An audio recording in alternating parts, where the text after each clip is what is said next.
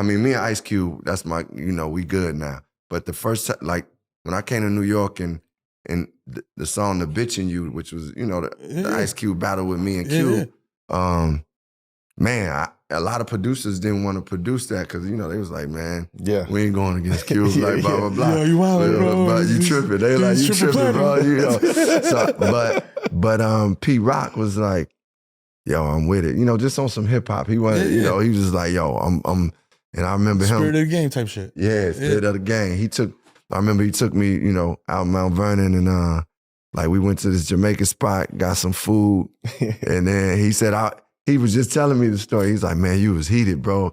And that's what I was just nice, drinking beers and like, yo, I gotta light this dude up. Cause at the time, Cube and them was just continuing to talk like, yeah, Common said this about the West Coast. And I'm like, man, I got love for the West Coast. So anyway, going out to Pete Rock's, his homie's crib, and he made this beat for The Bitch in You. And man, I remember hearing that beat and I was like, man, I'm about to light this up. And then I ended up writing a second verse to that beat. And man, that was a good time. That was a good time for me. That was crazy. But The Bitch in You was crazy. And how do you feel about that song being mentioned, man? Because obviously we're in the midst of the Drake Kendrick, you know what I'm saying? Apparently it's over. Both parties have declared the war over. The war is over. The war is over. It was a good heavyweight fight. You know what I'm saying? 12 rounds went to the cars, whatever. But as somebody that has battled, you know what I mean? Like the Ice Cubes, the Drakes, you know what I mean? The big pop. Yeah, I mean, listen, I'm, at the end of the day, I'm a warrior too. You know what I'm saying? Like, meaning I'm from the South Side of Chicago. At a certain point, if you like, just come at me, I'm gonna defend myself and I'm gonna go at you. I'm gonna fight to kill, John Wick style. You know what I'm saying? But ultimately, like, because I felt good that we kept it just on wax. We kept it on wax. But it was getting to that point. And it was getting to that point with me and Cube, because, they just was looking at me like, oh, Common just a backpack dude. But then, we had a little confrontation in Atlanta, and this was like 95. And like I said, me and Cube, it's all love. Mac 10 and them, it's all love now. But at that point, it was like we had a little confrontation. And I was like, man, this might get ugly.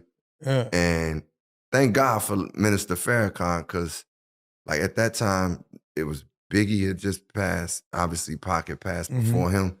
And it was just like, man, you don't know who gonna do what. Like, it's Chicago, LA, dog. Like, it's Chicago, LA. Different. And LA ain't no joke. And Chicago ain't no joke. So it's like, you don't know who gonna do what. So I was glad we just kept it on the mic. And but my thing about being a warrior is like, yo, when I first heard the diss that Cube and them did, I was like, man, first of all, I was like, damn, Cube know who I am. I was like, damn, I can't believe you know who I am. But once you get out the shock. I like Cube know. And then I was like, okay, damn, why are you saying I'm dissing the West Coast? I don't understand that. Then I was like, oh, I gotta figure out am I gonna diss them back. But then I saw them talking a little bit on the on Big Les on the Rap City. And I was like, man, I'm gonna have to go at them. And it's just, for me, the battle is the battle. I'm glad that we could keep it on wax and then we keep it moving. I'm glad you brought that up, bro. When in battling, is it a criteria that you have to have? Hell yeah. For me, it's what is as a hip hop original, you stamped MC. You're stamped in the hip hop history. Yeah. Culture. Yeah. What is the criteria? Well, in a battle, man. And not to cut you off, is there a too far? Because that's been brought up a lot. Okay. Yo, you going too far? You doing too much? Yeah, listen, in a battle, first of all, I think the criteria is you gotta have lyrics that is like saying something that's like, man, I'm lighting this nigga up. So like lyricism is there. Like, just it's gotta be lines that punch. They punch. Like, you gotta hit. And they gotta, and I like wordplay with that too. Like, but if what you're saying is just clever and it's got punch, to me that's part of it. Then part of it is like where I feel like Kendrick and these guys was taking it, and is they style like I was like, damn, these dudes styling with the Because usually when cats get into a battle, they just rapping they regular Yeah. style. Boom, boom.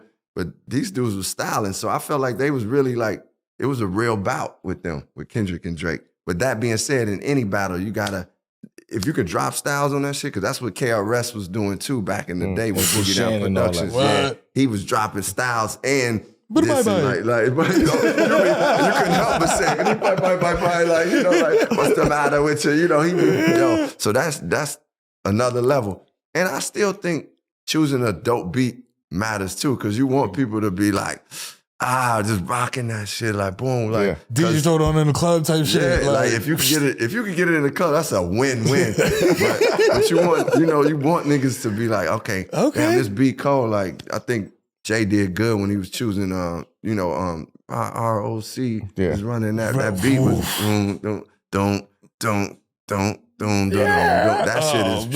that shit was So I think that's some of the things that now is it a too far? I feel like for me the too far is like when you talk about people that have died or if somebody's family members died and or they dealing with a terminal sickness.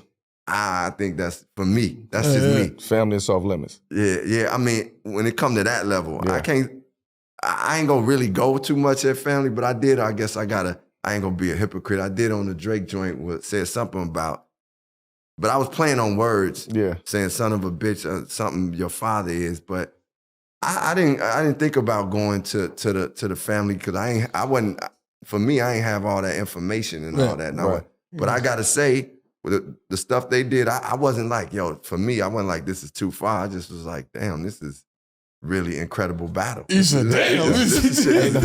Ain't no rules in war. It's a war. It's a war. No rules in war. Yeah. What's the key for all the young MCs out there watching? Because there's a lot of y'all. I see y'all freestyling in the comments. Right? You know what I'm saying? What's the one key takeaway from this? From the battle? I think, man, if you get into something, know what you're getting into, and be prepared. And like, man, you do want to size up who you're going up against to know, like, am I ready for this war? It's something in the Bible to say, man, don't go against an army if you only got like 10 and they got 10,000. You got to size it up and say, I ain't ready for that war. Yeah. But this battle was, to me, was a heavyweight because it was like they was going back and forth. They was doing what they, I respected each, what each one delivered. And I think, to me, no matter what, it's like, have you worked on your craft? Have you worked on like being a real MC? Because that's when it's needed. Like you could be a hit maker and be like, make joints that we all love. But when it gets to the battle, you gotta have lyrics. Yeah. And that's what I gotta say. Both Kendrick and Drake delivered lyrics in this battle. Bars. It was bars, man. That you say that you be like, yo, you heard this person say that? Yo, you said that, and that's what we loved in hip hop from the beginning. And I think it'll always be there. So I think it's just to the youngins, it's like, man, work on them lyrics, man. Make sure you can go to a place where if they ain't got no music and it's just people standing around from different walks of life, that you could kick a rhyme a cappella and niggas gonna respond. Oh shit. You know what I'm saying? Yeah, I mean, some folks is gonna be like, that's motherfucking bars. We're getting closer and closer to the NBA Finals, and Prospects has got you covered when it comes to helping you make some bread in the playoffs. Yes, sir. Prospects is a daily fantasy app where you can select 2 or more players, pick more or less on their projected stats, and turn $25 into $250. Prospects is wild simple to play. I can make my picks and submit my entry in less than 60 seconds. So be sure to visit prizepicks.com/7pm and use promo code 7pm for a deposit match up to $100. In the meantime, stay locked in at 7 p.m. in Brooklyn.